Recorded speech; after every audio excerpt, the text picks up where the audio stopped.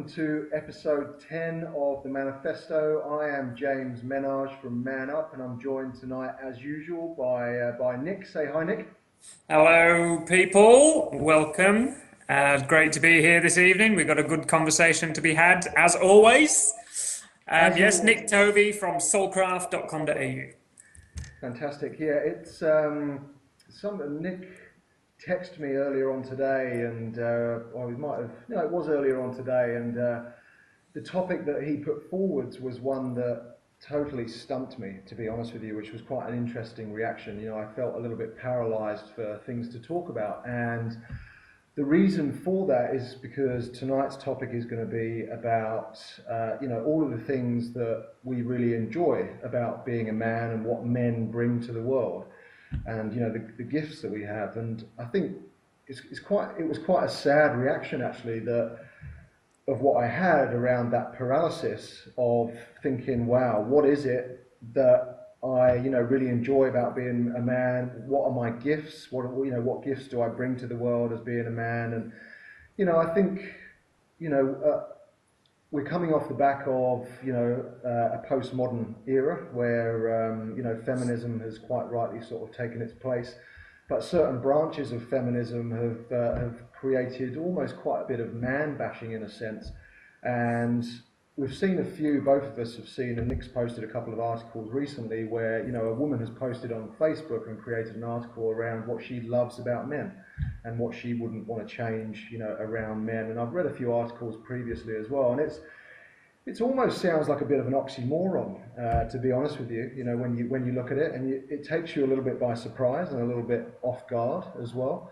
But I remember reading a book a couple of years ago called The Myth of Male Power by a guy called Warren Farrell, who used to be a feminist, but now writes about male disempowerment. And I remember it being the first time in my life that I'd actually stopped apologizing for being a man, and realized that actually, we bring a lot of great things to the world. And so this is the context for tonight's conversation. And we're going to look at it from lots of different sort of micro and macro and meta sort of perspectives, I guess.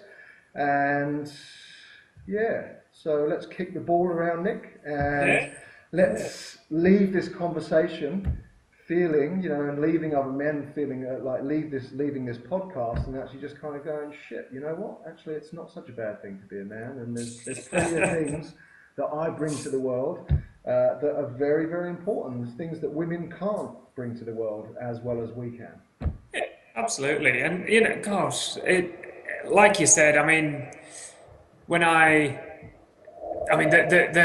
this discussion sort of got generated after coming across a lovely, simple but lovely blog post that somebody put up, and I managed to come across, and it was basically just singing. It wasn't even singing the praises of men. It was just going, guys, you're good enough. You don't need to change. This is what I love about men. And it was just very simple, but lovely. And it really did take me aback. It was like, wow, this is a really refreshing change.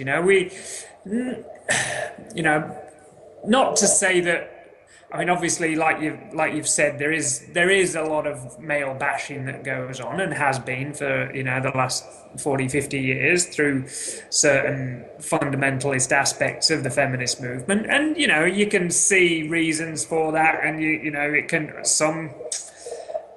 some people will justify it, others, I don't think that that's necessarily the way to make great changes by,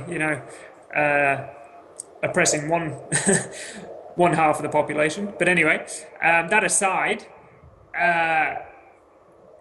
the way men are portrayed in the media, the way we automatically often grow up with the sense of like you said, being apologetic for being a man, because there are certain aspects, obviously, of masculinity which can be abused and can be used in an unhealthy way, but the same goes for femininity too, which we need to recognize that every quality has its shadow.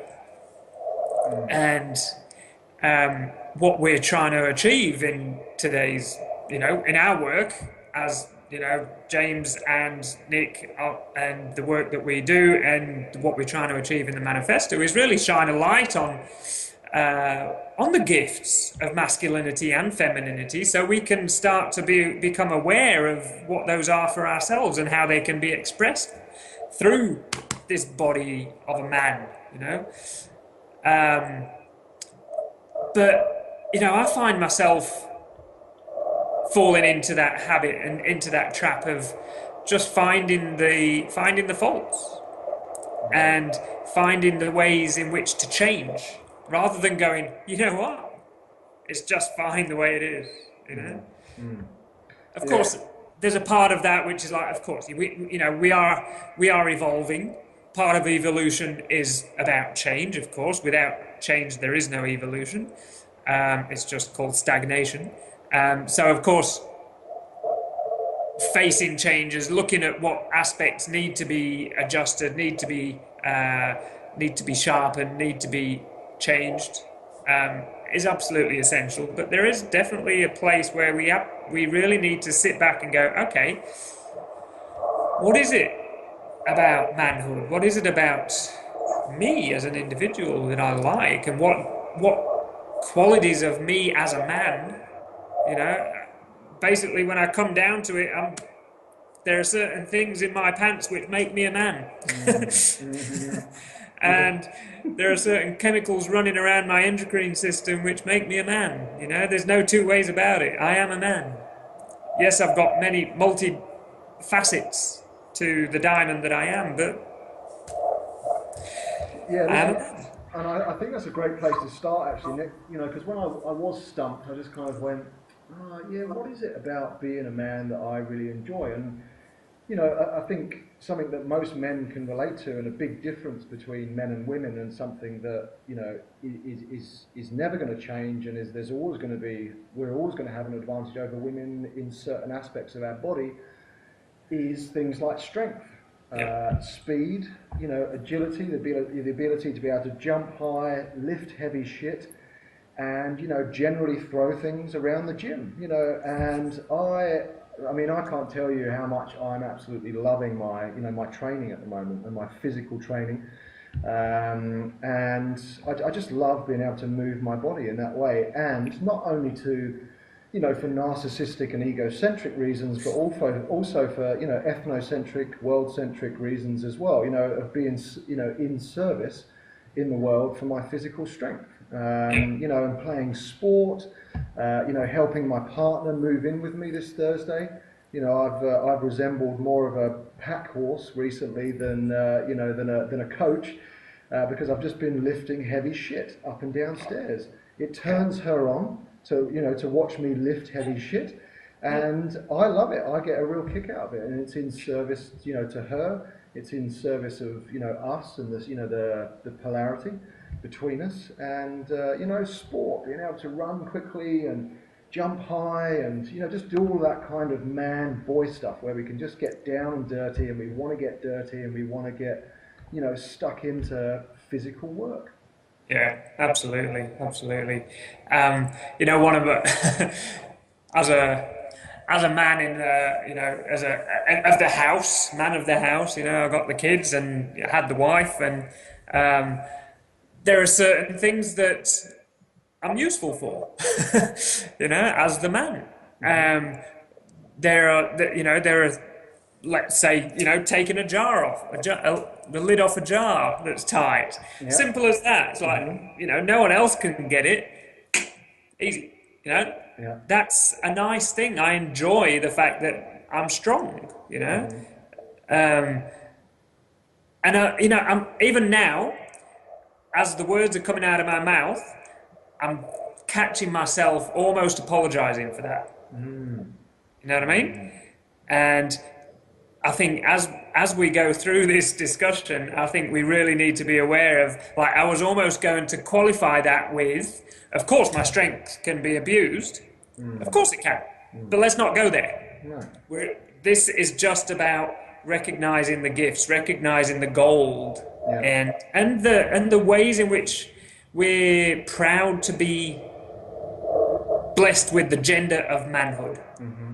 You know, my strength is absolutely. I couldn't agree more with you. You know, that is a beautiful part of being a man. The fact that I can lift heavy stuff. You know, the fact that I can.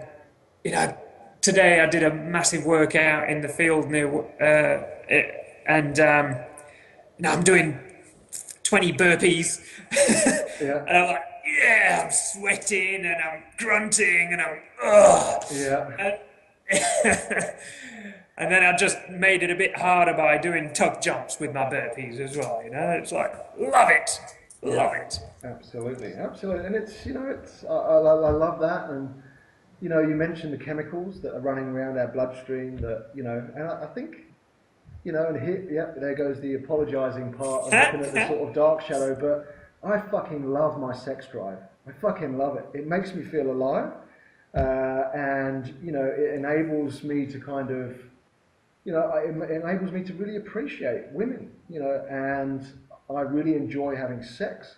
I love sex. Sex is such a great thing, and it, you know, I couldn't imagine life without having. Just repeat what you said there, that last sentence, because it went a bit roboty. Oh, did it? I love having sex, Yeah. and it's just, you know, it's something that, you know, I couldn't imagine my life without sex, and, you know, it's certainly it gets questioned by lots of parts of the feminist movement, you know, and it's destructive and da da da. But I really enjoy having a healthy sex drive.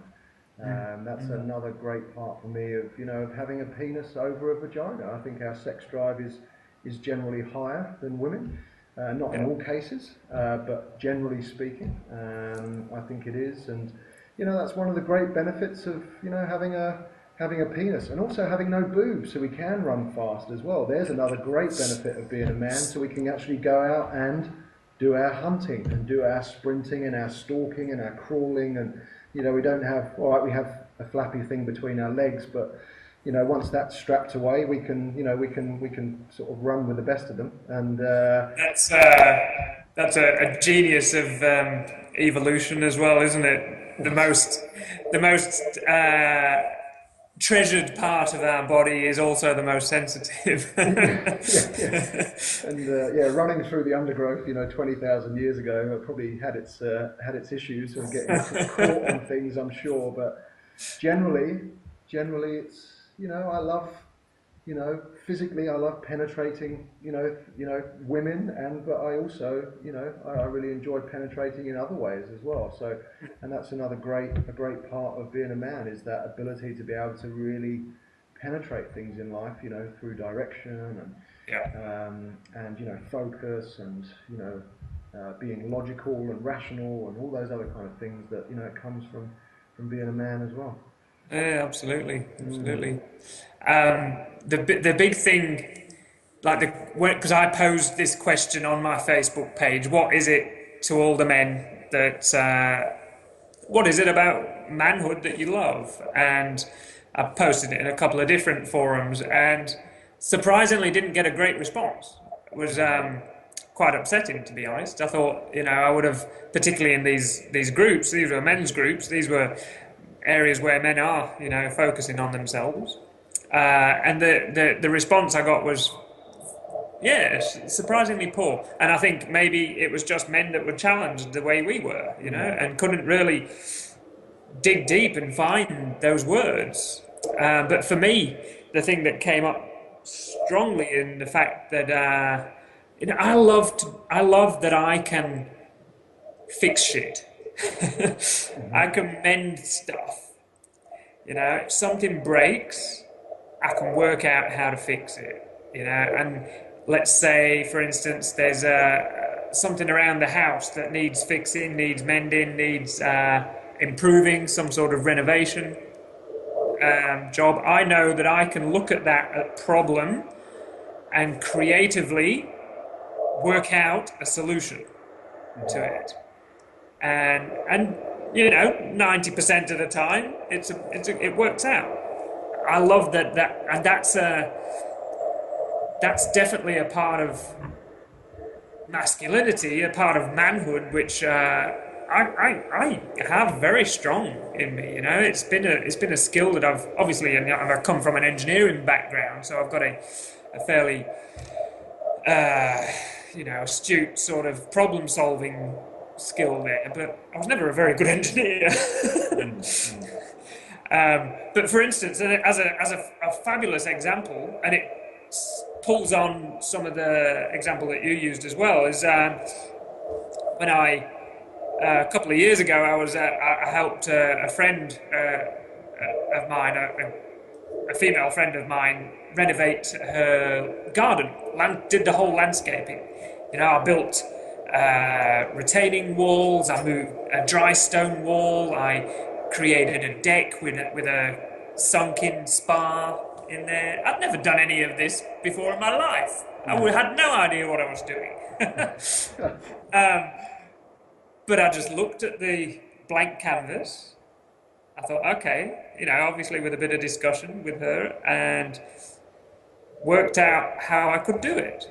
Made a few sketches, did a little bit of research on the internet, made an absolutely fabulous garden out of a pile of, you know, weeds. The amount of satisfaction I got out of that was probably the most satisfaction I've got out of anything. You know, it was absolutely fabulous, and it was hard work. It was dirty. I was sweating, and it definitely required my strength. It required all manner of masculine skill. Yeah. And to see the final product was amazing. It was amazing. Yeah, no, I must admit that's never been one of my strong suits, actually, fixing stuff. I don't know why. Like, my dad's always been pretty good at that stuff, you know, around the house, DIY jobs, you know, fixing a plug if it went faulty, or, you know, I think at the moment this is going to be an interesting challenge, and I'm just going to do it for the hell of it. My parents have just left. They've been staying with me for 3 weeks, and we've got a bit of a blockage in our sink. In the bathroom, and you know, my dad let my partner know that there's a blockage in the sink, but it should be pretty easy to fix. So now my partner's come to me and told me the same thing, and now I'm just there, just kind of going, oh shit. But you know, I'm going to give it a go, and I get a sense of how I'm going to do it. And I'm just going to give it a crack, you know, and you know, I'm just going to, you know, there's quite a bit of fear around it for if I get it wrong, and if I feel quite emasculated, if I can't do it, and we're going to have to call a plumber in to kind of come and do it, and he'll be done in about 30 seconds. And you know, so but I totally feel into that, and you know, it's an area that I have felt quite emasculated in a number of times throughout my life, is not being able to fix stuff. You know, if there's kind of a, you know, like quite a, you know, like a rudimentary or elementary fault with the car, you know, sort of lifting the bonnet up and just kind of going, oh yeah, I should be able to fix this, but you know, just kind of tinkering with something that I've got no idea about. So, you know, that's certainly an area for me that I've felt emasculated in before, is that kind of, you know, is that fixing it, and I've generally tended to shy away from that. It's certainly not a strong suit for me, but something that, you know, I can see how important it is. And you know, I read an article today, a very interesting article, which was backed up by a lot of interesting scientific research as well, studies around household chores, and when men take on, you know, classically what's seen as female chores around the house, like, you know, ironing or washing or cooking, the woman over time ceases to kind of, you know, be you know, sexually attracted to her partner, or becomes less sexually attracted to her partner, which I thought was quite interesting. Around, you know, it kind of ties in quite nicely with our chat where we've just been talking about around, you know, men being able to do classically male chores around the house. So, you know, if you want to try and create that sexual polarity, and I'm not saying we shouldn't do the cleaning and the cooking and that kind of stuff, but, you know, if you want to ravish your woman that night and you want her to be up for a bit of jiggy in the old sack, then, you know, you might want to be taking out the rubbish. and you might want to be, fixing the light that hasn't been working for the last 7 or 8 weeks. Unblocking the sink. Unblocking the sink of all that delightful pubic hair that's going to be in there, or whatever else, and toenail clippings. So anyway, I'm going to have to get my hands dirty at some stage. But something that came to me while you were speaking as well was, and this is quite a classic one, because all the time men are bashed for being emotionally constipated and not being in touch with their emotions and those kinds of things. But listen, sometimes it's not appropriate to be emotional, and sometimes you actually have to be more rational in certain scenarios where it's just totally not going to be appropriate for you to break down in tears, or to get angry, or to or to show your shame, or whatever it might be. So sometimes, and this sounds like a total oxymoron, because we are generally teaching men how to get in touch with their emotions, because they do carry very potent messages for how we can show up more skillfully in the world. But sometimes, sometimes it pays to be a little bit more rational, and sometimes it pays to, to work a little bit more with that side of our, sort of internal subjective system. So yeah, I thought that was quite an interesting take, and takes us in the opposite direction to what we're being taught as men most of the time. And like you said, it comes down to just recognizing the skill for what it is, and the gift that it is, and being able to, if you can use that at the appropriate time, and also fall into and feel and explore and experience emotion at the appropriate time, that's what we're trying to aim for, isn't it? It's not about, we're not trying to create men that just, sit in the bath and put candles on and cry in their bath, I don't think that's very sexy for the women. No. But as an example that came to mind when you were talking there is a situation very much like that, where it was when my eldest daughter, she was just a baby, and she stopped breathing and passed out, basically. We found out later that this was quite a common thing, and they're actually doing it on purpose. Just to, I don't know. Anyway, that was what we were told. So it was a bit of a sort of tantrum sort of experience that she was going through, and held her breath until she actually passed out. My ex-father-in-law was holding her at the time. He lost his shit. He thought he'd killed her. My wife at the time, she lost her shit. She obviously was a mess and in a massive panic mode. My mother-in-law was obviously panicking. So I was the only one. It was up to me in that moment to keep my shit together, get in the car, get everybody in the car, get my daughter safe, and get to the hospital. And through red lights, I knew exactly what I was doing. I was totally 100% in control, totally running on absolute acute awareness and consciousness. I knew what was going on. I was talking to people in the back seat as I was driving. I was knew what every car was on the road. I knew we were safe. I got to the hospital. We got into the hospital. We got a scene too. She was fine. We got home. Then I lost my shit. Then everything settled down, and I'm a bubbling mess because I was allowed to. Yeah. So it was like in the thick of the moment. And I feel that that's a very masculine quality, is when shit needs to be done, then you can put aside all of the other stuff and boom. And that was pretty visceral for me, actually, Nick, listening to that story. That's pretty full on, and I can see quite how easy it would have been to completely lose it in that situation, and become, and go into our limbic system in our brain, and we become very reactive.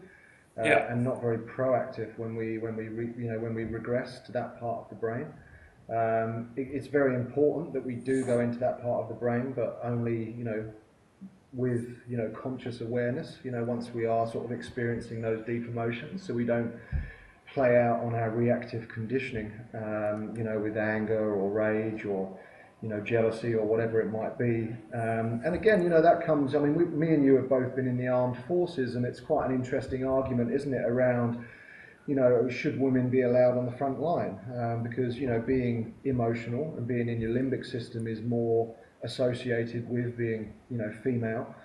And, is that really something that's going to be appropriate for, the front line when, someone goes down next to you, your best friend, your buddy, what do you need in that situation? And it's generally a more masculine move of that, rational, strategizing, being logical and being in your prefrontal cortex, that great part of our brain that's evolved, or that we have evolved with from when we were mammals and, prior to that, before when we were reptiles. So, I think to completely get rid of, well, not that we're saying, you should do, but I know that it's often very, looked down upon, in those man-bashing circles around, that we're, that we are too rational and that we are too, which is probably quite true. Of course, and we can totally be that.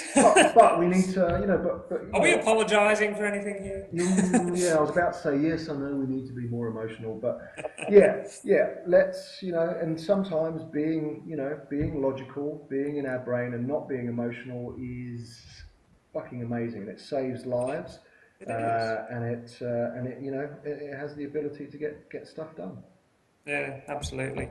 And coming back to what you mentioned there about the argument of allowing women on the front line and that sort, in those sorts of male predominant activities within the military and within different sorts of professions like mining and such, very dangerous, traditionally very male oriented professions. I think we are talking about skills of manhood, and I think any skill, it can be learned.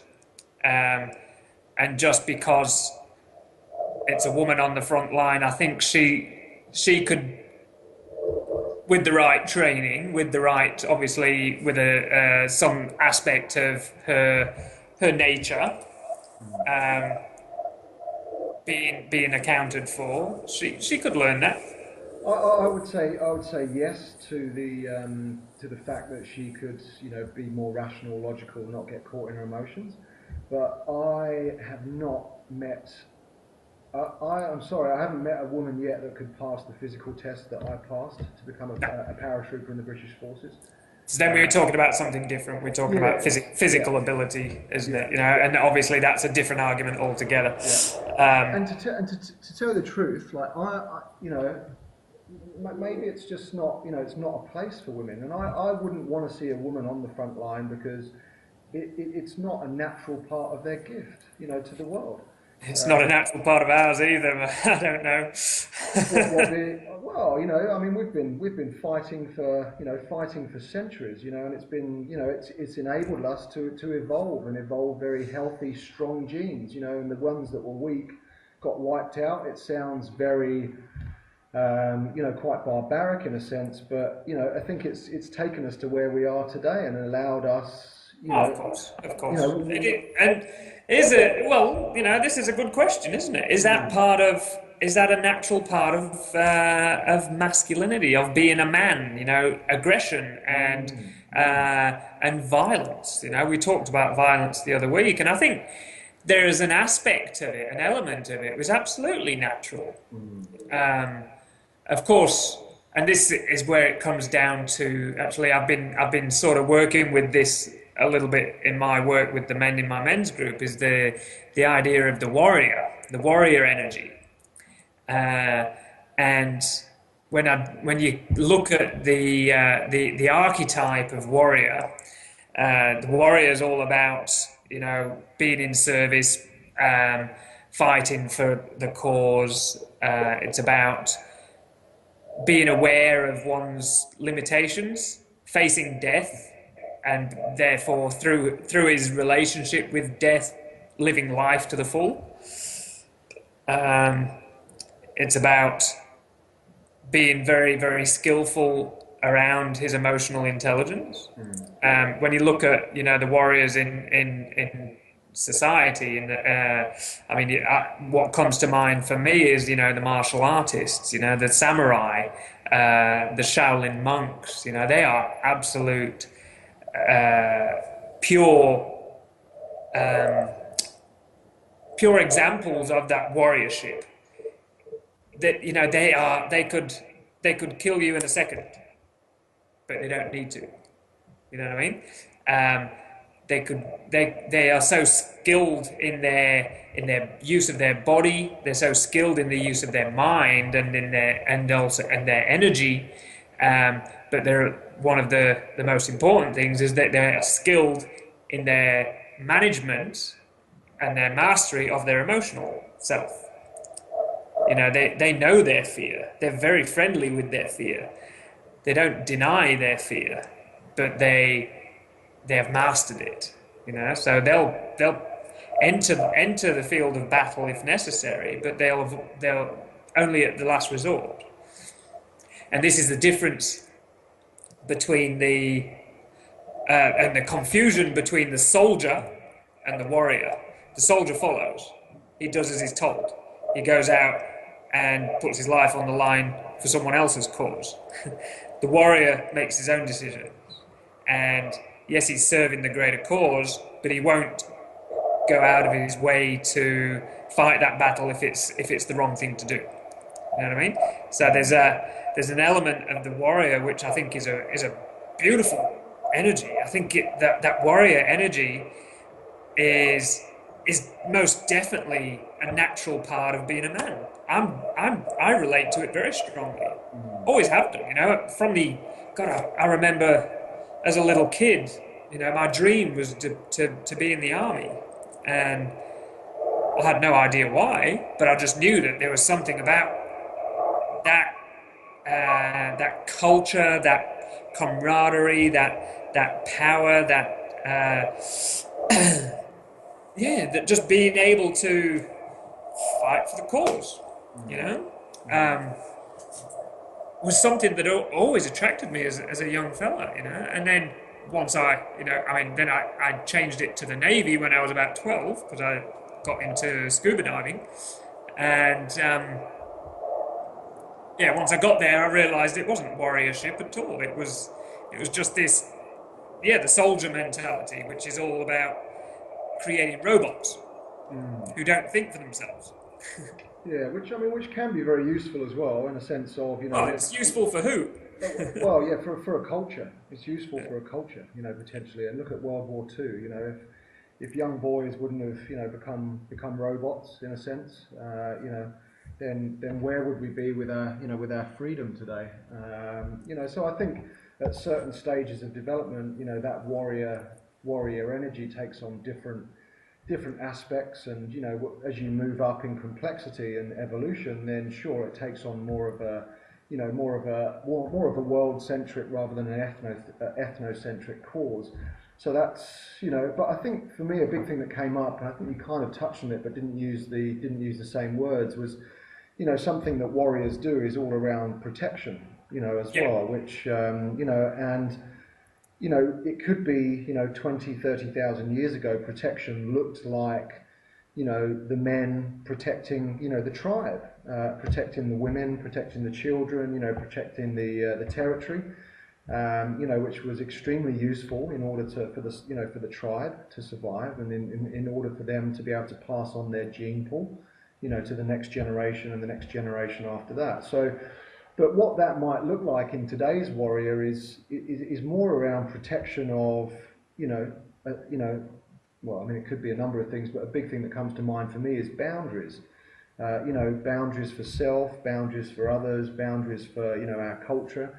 And, a big part of the warrior archetype around boundaries is anger, and the message that anger brings to us when it arises in us is around generally that you have to look at restoring your sense of self, or there's been a boundary that's been violated, and this stuff is incredibly important, and this is, I think, one of the issues with that more postmodern stage of development of being, being a man in this sort of more postmodern era is sometimes that in apologizing, for being a man, and that underlying resentment towards the patriarchy that creates this kind of quite submissive man, almost in a sense, is that we don't have good boundaries, and that we often let people really trounce our boundaries in a big way, which, for me, on an individual level, like in my previous marriage, just wasn't very healthy at all, and it was a part of what led to the implosion of the marriage was, someone trouncing over my boundaries, me not really calling it and sort of reinstating those boundaries, with that warrior type energy, but with a lot of heart there as well. It doesn't have to be done in a hostile or aggressive way, and so that's a hugely important part of what men, not all men, but what men can bring to the table is that real stake in the ground, that real and I'm getting this image now of Gandalf in Lord of the Rings going, "You shall not pass. You shall not pass." And that's that real, bang, protection, and at all costs, and if that means me losing my life, then that shall happen. And I know that Warren Farrell talks as well about that we are the unpaid bodyguard. That whenever we go out on the street with our women or our children, that we are expected to, create that protection, for our women and children. We are expected to put our life on the line, and that's, hopefully it doesn't come to that a lot of the time, but it's what we can do as men, protect. Yeah, absolutely. Coming down to.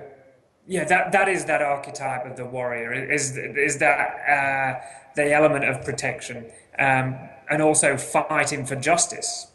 Fighting for justice. If justice, the whole idea of the boundaries that you were describing there. It's about when those boundaries have been crossed. There's been an injustice. Someone is taking the piss. Someone is doing something which they shouldn't be doing, and it's the warrior archetype that stands up to justice, whether it's justice within the family, whether it's justice within the community, whether it's justice in the world, and I think it's the warrior archetype that we can call on in times where, times like today where shit is falling around our feet in the world, it's the warrior archetype that really needs to be embodied and really perfected and sharpened and really embraced to stand up to the massive injustices that are being done in the world that everyone is so passively ignoring. Yeah, protection of the rainforests, protection of endangered species, protection of our families when that needs to happen. If someone breaks into the house, this can take on protection of personal boundaries. This spans right the way from our very egocentric needs all the way up to world and cosmocentric for all sentient beings. Boundaries for things in the world that might not have the capacity to create boundaries for themselves. The animals, absolutely. But coming back down to the pure basics around family, it is our role to protect the family. It is our role to protect the feminine in all of her forms. It is up to me as a man to protect a woman, to protect the justice of women, to protect the dignity of women, to protect the children, to protect the Mother Earth. It's totally our role, and we need to embrace that. And I think there's a part of us which is I was about to go into bad-mouthing the men then. Oof. No, just highlighting some deficiencies that we've acquired over the time. But that warrior energy, I love, absolutely love, and it's something I've sort of made friends with over the last few years in my life, because as I've talked about in other previous podcasts of my sort of initiation into this work was through violence, through being the victim of an assault which nearly took my life, you know. And as a result of that, I totally and utterly denied my own internal warrior, my own masculine aggression, my own masculinity in a lot of ways, you know, aspects of myself as a man which were powerful, which was and that power actually scared me for some time, still does sometimes, but I've mastered it enough now to be really comfortable with it, to the point where I actually love it. It's a beautiful thing. And you know what else? Women love it too. You know, you look at the stereotypical sort of professions that women swoon over. A friend of mine, actually this morning, she texted me and said they had been evacuated from a building because they had a gas leak, and all these hunky firemen, you know. Fireman's the epitome of the hero, isn't he? He's the epitome of the, you know, he's not going out fighting people, but he's going out fighting fires, protecting the community. And preserving life. Preserving life. And he's dirty and he's healthy and he's got his, you know, he's got his uniform on with his reflective stripes, and women love the uniform. It's dangerous. Of course, I'm, you know, obviously generalising, but it, you know, those stereotypes don't exist for no reason. No, you're very, very right there, and you know, I think if we look at, you know, I mean, 9/11, for example, I mean, that was just, you know, policemen, you know, firemen, and you know, I'm not saying there weren't any women as well, but you know that while most people were running in the opposite direction, there were dozens, hundreds, you know, I don't know how many, but you know, of men risking their own lives to preserve and protect, you know, other lives and, you know, institutions and buildings, or you know, whatever it might have been that they were, you know, trying to protect. And you know, I think that's brings us on to another point. It kind of goes back a little bit to the kind of fixing side of things, but you know, through men inventing stuff, you know, we've been able to really fully, you know, evolve in so many different aspects of our life, you know, and we've really freed women, you know, from their roles as, you know, of being in the kitchen, you know, through things like, you know, inventing the washing machine, you know, tinned food, you know, or whatever it might be, that men have been at the, you know, the helm of all of these inventions that have really helped us move on, you know, as a species. You know, political systems we've created, you know, corporations, as much as they do obviously all have their shadow elements, they've, you know, also brought a lot of positive, you know, growth and evolution to the world as well. And it's really enabled us to evolve in culture, a lot of these inventions as well, and you know, really brought women to the table in a lot of aspects of life. And you know, most of the best spiritual teachers in the world have been men. You know, most of the greatest artists in the world have been men. You know, there's so much that we could talk about, you know, with regards to, you know, great men that have lived. You know, Gandhi. You know, all of these game changers have, you know, or a lot of them have been men, because they've been willing to put their balls on the line and, you know, really embodied this warrior energy and have helped, you know, like single men, you know, Gandhi, for example, through peace and through, you know, Nelson Mandela is another, have really embodied both heart and spine in order, and have shifted cultures, you know, massive countries, you know, out of very oppressive regimes. And so again, you know, I think just, you know, we should really celebrate men. And I'm getting, you know, tingles up the spine as I'm talking about this, and it's really shining the light on how great that we can be, you know, if we're mature and evolved. Martin Luther King is always one that springs to mind for me, you know, a man that was just, he was the epitome of the warrior, you know. He was non-violent and, you know, preached non-violence, but he was an angry, angry man, and rightfully so. He was, the leader of a movement, and that movement wouldn't have occurred without a bloody good heap of anger.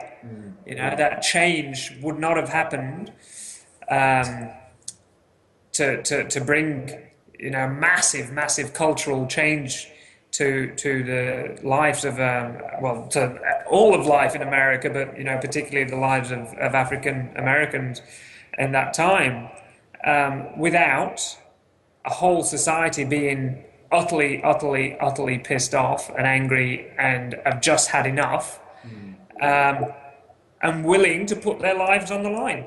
Literally, he did. That's exactly what happened. And he was he was one major spokesperson, but how many people died for that movement?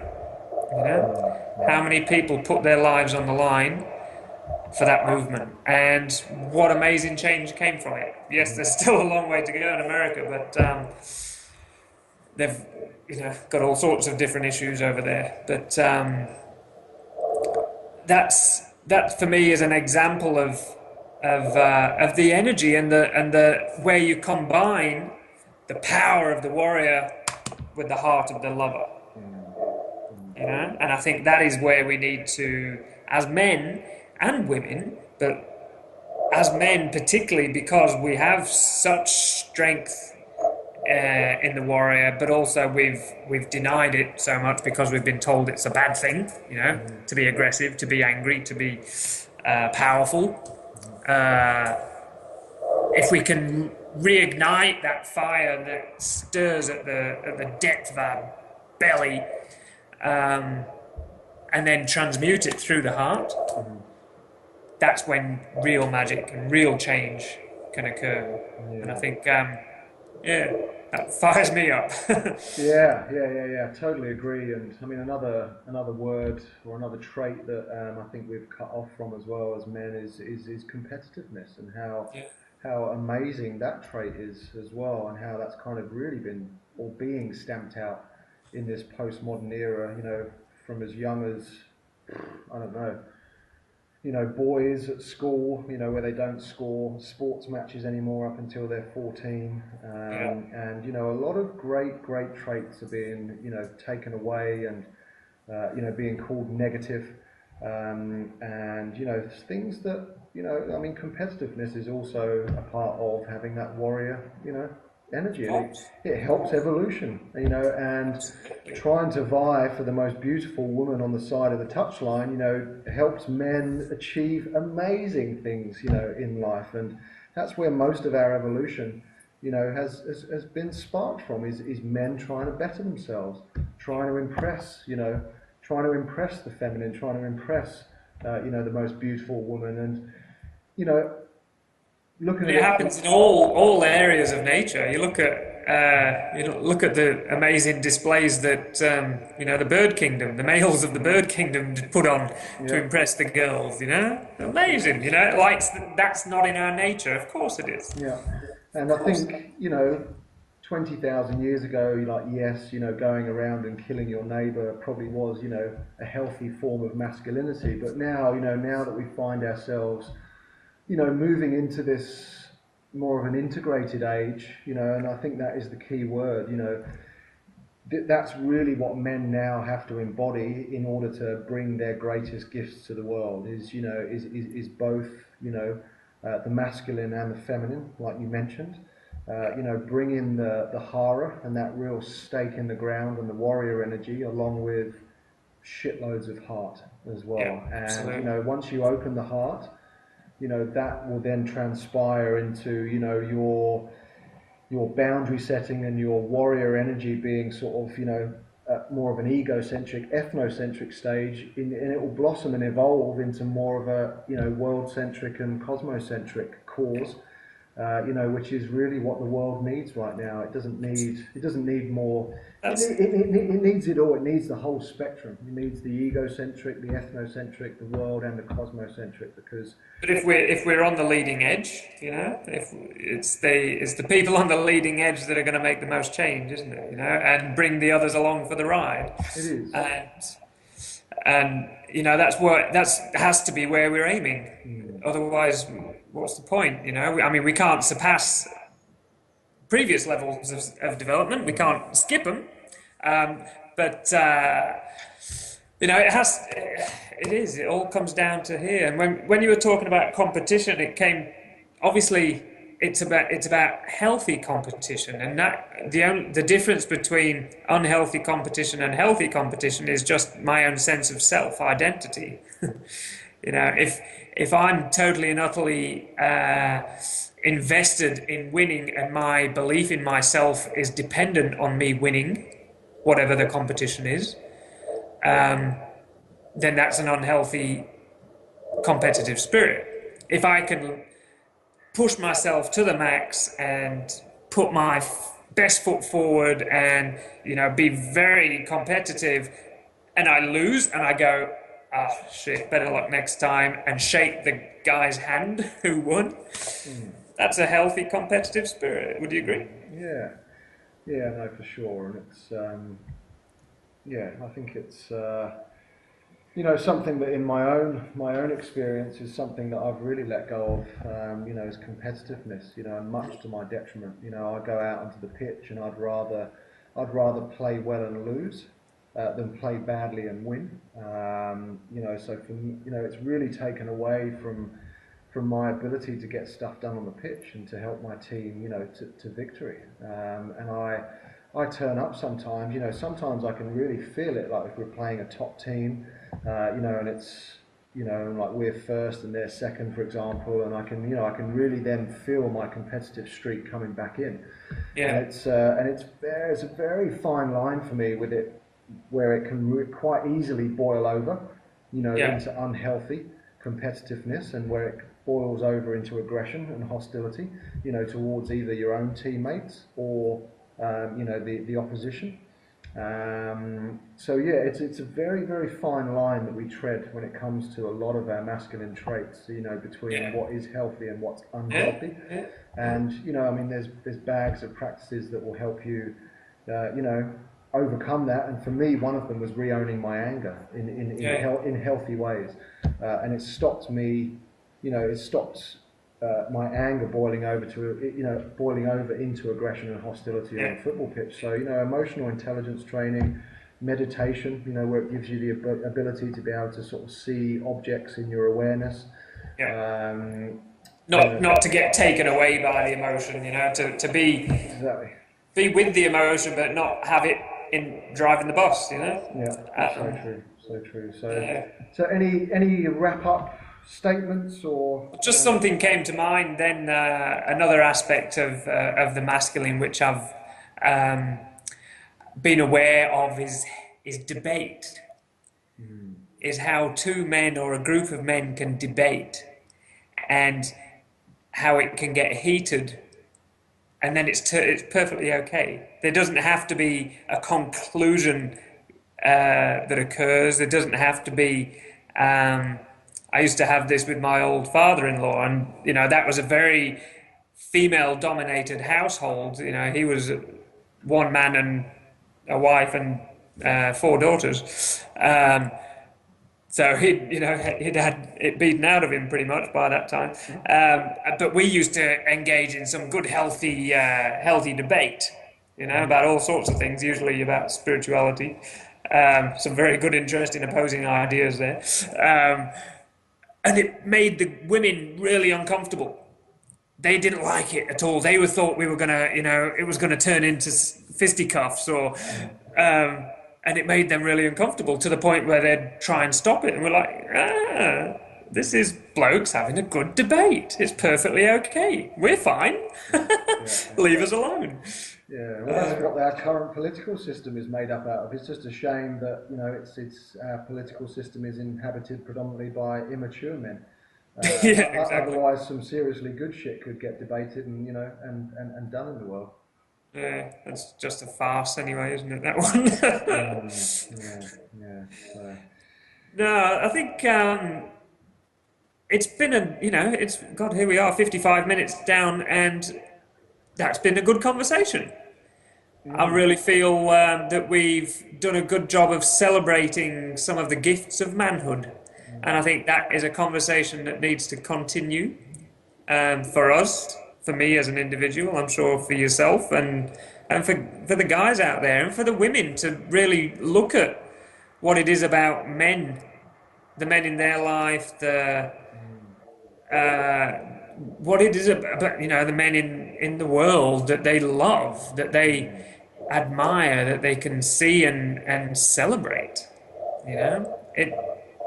It's such a shame that it's not done as often as it could be. Yeah, and I think that's what it's going to take. We both talk about the genders joining together, and we don't need another like a men's movement or a women's movement.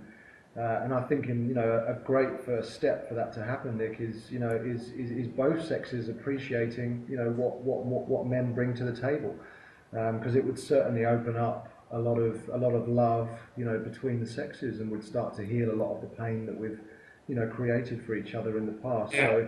So absolutely, I think it's a conversation that that has started, and we've continued, and it's something that men, I think, really need to embody, and something that men really need to believe themselves. And once we start believing it and embodying our own gratitude for our own gender, then I think other people will, women, children, and all sentient beings will hopefully start to feel it as well. And I think it's something that we can do, so we don't take that victim stance, is certainly to sort of step more into the creator and just kind of go, yeah, fuck, it's fucking good being a man. It is. And also, we can all make a difference by just really not accepting the male or the female bashing, not accepting sexism and in any of its forms. And, that comes down to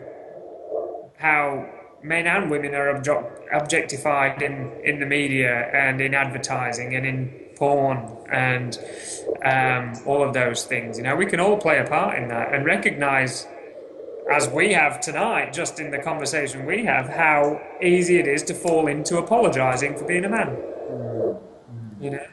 To pick ourselves up for that and go, no, that is who I am. And I'm proud of it. Absolutely. Proud of it. Yeah. All right, Nick, let's wrap up. So yeah, if any of you guys out there want to come and celebrate in being a man and being taught how to integrate yourself, to start to make a change in your life and in the world, then either myself or Nick are available for one-on-one coaching, men's groups, workshops, and alike. You can reach me at manupproject.com.au, and all of my services are listed on my website.